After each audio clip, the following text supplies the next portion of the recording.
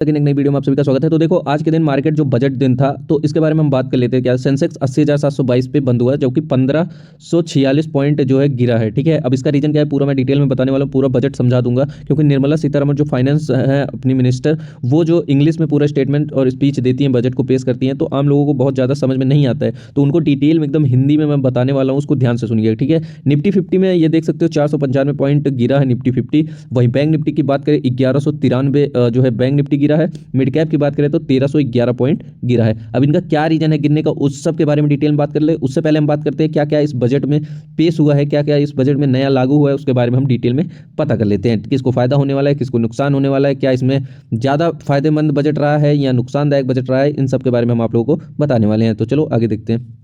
Year 2027 के लिए fiscal डिफिसिटी और टारगेट घटाकर 4.3% किया गया है, जो कि पहला ये बजट का पहला पॉइंट हम देखते हैं फटाफट से टॉप न्यूज में। दूसरा हमारा जो होगा फाइनेंस ईयर 2027 के लिए 12.2 लाख करोड़ के कैपेक्स का प्रस्ताव जो है वो जारी कर दिया गया है फाइनेंस मिनिस्टर द्वारा। अगला हमारा जो है टॉप न्यूज में तीसरा जो है वो है बायबैक पर कैपिटल गेंस टैक्स लगेगा। अब जो बायबैक पर कैपिटल गेन टैक्स होता है पहले नहीं लगता था, अब ये सरकार ने लागू कर दिया है। आगे हम देखते हैं चौथा जो हमारा पॉइंट है वो है फ्यूचर्स पर एसटीटी बढ़ाया गया है। जो एसटीटी फ्यूचर में होता है, तो जो लोग फ्यूचर में ट्रेड करते होंगे इंट्राडे के अंदर, उनमें अब जो होगा उसमें एसटीटी को बढ़ा दिया गया। पहले एसटीटी 0.02% लगती थी, अब उसे बढ़ाकर 0.05% कर दिया गया है। पांचवा पॉइंट हमारा ये रहेगा कि ऑप्शन पर एसटीटी 0.1% से बढ़ाकर 0.15% कर दिया गया है। अब ऑप्शन ट्रेडिंग जो लोग करते हैं उनके लिए ये एक बहुत ही मतलब एक बैड न्यूज कह सकते हो। पहले वो एसटीटी भरते थे 0.1%, अब वो उसको बढ़ा करके गवर्नमेंट इंडियन गवर्नमेंट ने 0.15% कर दिया है। आगे हम बात कर लेते हैं, जो हमारा छठा पॉइंट है वो है क्लाउड सर्विसेज देने वाली एंटिटी मतलब एमएनएस को 2027 तक टैक्स हॉलीडे कर दिया जाएगा, मतलब टैक्स फ्री कर दिया जाएगा। जो क्लाउड सर्विसेज देती हैं देने वाली जो भी एटीटी कंपनियां हैं उनके लिए क्या होगा, टैक्स जो है वो 2027 के लिए हॉलीडे कर दिया जाएगा। आगे अगला पॉइंट हम देखते हैं क्या है, 7 स्ट्रेटेजिकल सेक्टर में मैन्युफैक्चरिंग को बढ़ावा देंगे। जो सातवां हमारा स्ट्रेटेजिकल सेक्टर्स हैं, स्ट्रेटेजिकल सेक्टर्स मतलब जैसे ईबी हो गया, मोटर्स हो गया, एआई हो गया, इन सब में जितने भी चीज़ें आ रही हैं उनको क्या करेगा, मैन्युफैक्चरिंग में जितने भी आ रहे हैं इनको बढ़ावा देने का काम क्या है जो वो इंडियन गवर्नमेंट करने वाली है। ये सातवें बजट में सातवां पॉइंट हमारा रहा। अगला पॉइंट हम देख लेते हैं, आरईसी और पीएफसी की जो रिस्ट्रक्वायरिंग होगी वो भी अब आरईसी और पीईसी के तहत होने वाली है। ठीक है, आगे हम बात कर लेते हैं। नौवां बजट है वो इंडिविजुअल पीआरओआई के लिए लिमिट 5% से बढ़ाकर 10% हो गई है। जी हाँ गाइस, जो इंडिविजुअल पीआरओआई था उसके लिए जो लिमिट रहती थी पहले 5% रहती थी, उसको बढ़ा करके इंडियन गवर्नमेंट ने 10% कर दी है। आगे हम बात कर लेते हैं, जो हमारा लास्ट पॉइंट था वो है एग्रोगेट पीआरओआईएस की निवेश सीमा 10% से बढ़ा करके 24% हो गई है। यह एक बढ़िया पॉइंट है जो एग्रोग्रेट के लिए आया है, उसको 10% सीमा बढ़ा करके 24% कर दिया गया है।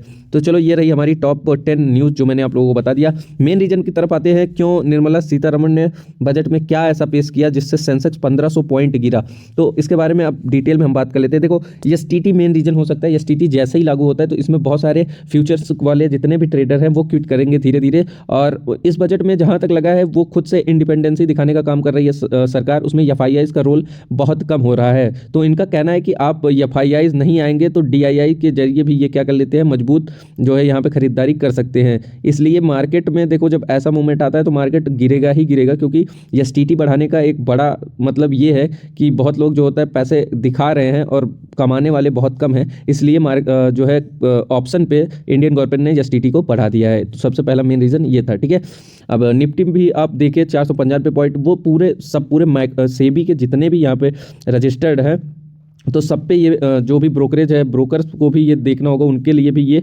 मुश्किलें थोड़ी बढ़ी हैं, इसलिए ये ज़्यादा सेंसेक्स निफ्टी बैंक निफ्टी इन सब में भारी गिरावट देखने को मिली है। हालांकि अगले दिन जब मार्केट खुलेगा तब भी धीरे धीरे और भी आपको गिरावट कहीं ना कहीं देखने को मिलेगी, क्योंकि एसटीटी के मामले के हिसाब से ऑप्शन ट्रेडर धीरे धीरे क्विट करते जाएंगे, क्योंकि वो जब पता चल जाएगा कि पैसा ज़्यादा दे रहा है, जितना कमा नहीं रहे उसके डबल ब्रोकरेज हम भर रहे हैं, तो कौन ही ट्रेड करना चाहेगा। तो वो जो इंडियन गवर्नमेंट है वो सोच रही है जो ऑप्शन वाले हैं वो कम पैसा कमा रहे हैं, इसलिए उनको लॉन्ग टर्म वाले इन्वेस्ट पे जो है वो शिफ्ट शिफ्ट करना चाह रही है, इस वजह से ये एसटीटी को बढ़ा रही है। तो ये मेन रीजन हो गया। अब हम आप लोगों को बता देते हैं कि आगे के लिए क्या करना है हमको, कैसी प्रक्रिया रहने वाली है इंडियन मार्केट के ऊपर, क्या क्या बजट में और भी कुछ आया है। उसके लिए देखो आपको पूरा डिटेल में बजट के बारे में मैंने जो पॉइंट टॉप थे जो आपके मार्केट के लिए बहुत ही ज़्यादा अच्छे माने जाते हैं उनको मैंने बता दिया, ठीक है। अब आगे हम कुछ शेयर्स देख लेते हैं, शेयर जो कि आप लोगों को प्रॉफिट दे सकता है और ये नज़रिया क्या रहा है इस मार्केट का। तो देखो जो बजट पेश हुआ है इसमें कुछ खास तो दिखाई दिया नहीं, लेकिन हाँ इतना दिया गया है कि इंफ्रास्ट्रक्चर वाले जितने भी कंपनी हैं उनको बढ़ावा दिया जाएगा, ईवी सेक्टर में बढ़ावा दिया जाएगा और एआई ग्रोथ में भी बढ़ावा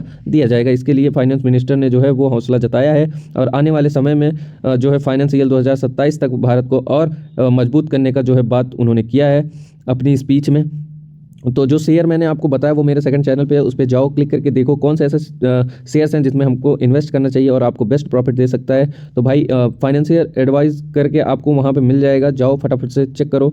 टोटल जितना भी आपको जो भी स्टॉक्स आपको बाय करने हैं उसके बारे में डिटेल में मैं उस पर बताता हूँ। उसके लिए चैनल को सब्सक्राइब करो। देखो आप लोग चैनल को सब्सक्राइब नहीं करते हो ना तो यार बताने में मज़ा नहीं आता है। अगर आप डेली चैनल को सब्सक्राइब करके नोटिफिकेशन ऑल पे सेट कर लो तो जेन्युइन न्यूज़ मैं आप लोगों के लिए लाता रहूँगा। बाकी कल का क्या पॉइंट ऑफ व्यू रहने वाला है मार्केट का उसके बारे में हम जान लेते हैं। चलो बता देता हूँ आपको। तो कल के दिन जैसे ही मार्केट खुलेगा तो फिर से आपको एक रैली देखने को मिलेगी, फिर उसके बाद आपको धीरे धीरे जो है 25,000 का सपोर्ट बना के बैठी है और निफ्टी तो अभी धीरे धीरे रिकवरी करेगी क्योंकि इतना बड़ा झटका लगने के बाद एसटीटी बढ़ाने के बाद मार्केट एकदम से गिरा है, ठीक है। तो चलो बाकी चैनल को सब्सक्राइब कर लो। कल के लिए जो पॉइंट ऑफ व्यू रहेगा वो यही रहेगा कि मार्केट धीरे धीरे गिरेगी और उसके बाद अपना जो है वो रिकवर करना स्टार्ट कर देगी, ठीक है। तो जितने भी लॉन्ग टर्म वाले हैं इन्वेस्टर उनके लिए एक एडवाइस देता हूँ, आप जा सकते हो मेरे सेकंड चैनल पे, वहाँ पे स्टॉक के बारे में आपको